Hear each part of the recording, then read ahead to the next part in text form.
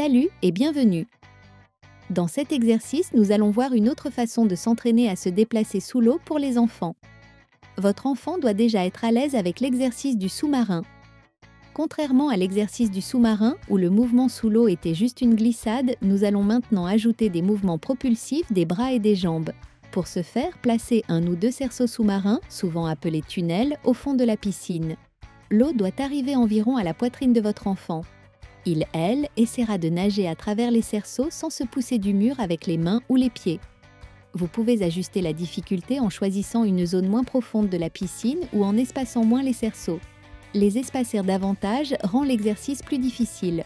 Dans la plupart des cas, cet exercice peut être appris assez rapidement avec juste un peu d'aide.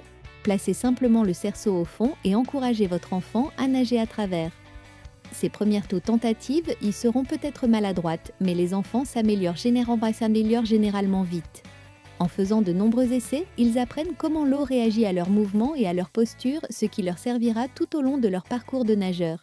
Il n'est pas nécessaire de surexpliquer la position parfaite du corps, tianit. Trop de détails techniques peuvent prêter à confusion.